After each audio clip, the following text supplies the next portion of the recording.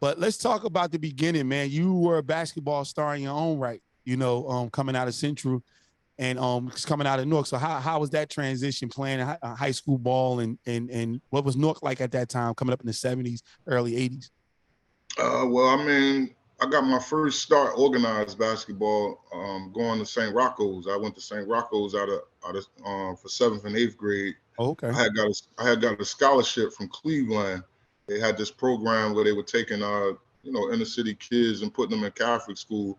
So I always played sports in my neighborhood. I grew up in Hayes Home Projects, and when I went to St. Rocco's, you know, I tried out for the basketball team. At that time, I was about 6'1", 6'2" already in the 7th Wow. grade. Yeah, so I tried out for the team. I made the team, and I had a pretty good 2 years at St. Rocco's, and then I got another scholarship, academic scholarship, to go to St. Benedict's.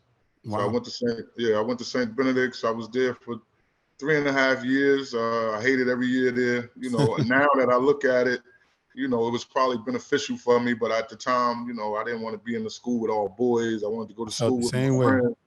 You know what I'm saying? So I played there for 3 years, and then my senior year, you know, I was told I wasn't going to graduate. I could do another year at St. Benedict's, and I wasn't really feeling that because I was trying to get out of there the 3 years I was there.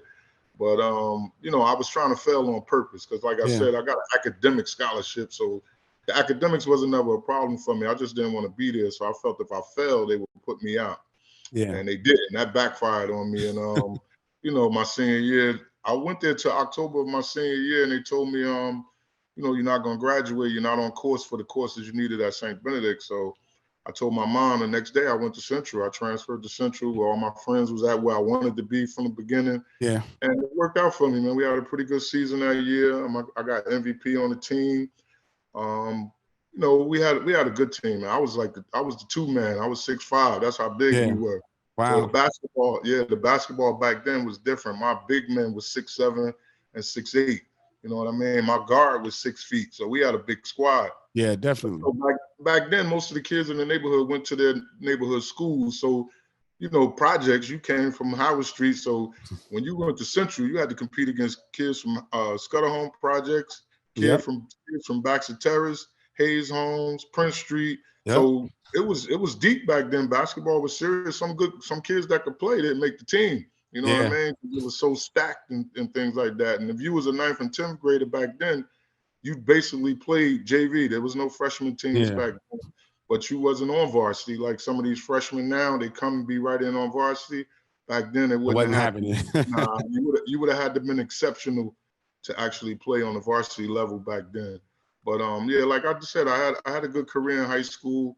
I hindered myself by not doing the schoolwork at St. Benedict, so I had to go to a junior college out of Central, and I went up to Pennsylvania to Keystone and Yeah. had a pretty good 2 years there. We lost in the National Junior College Championship my freshman year, and my sophomore year I kind of hurt my knee, so we didn't have the same kind of season. And then I transferred and went to Caldwell University right here in New Jersey, and I became the all-time leading scorer up there.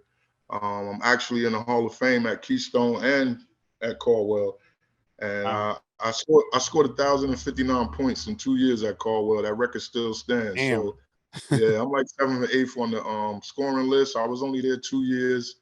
I got that 1,000, and you know everybody that's ahead of me, they was there 4 years and passed my points, but I still have the record for most points in 2 years.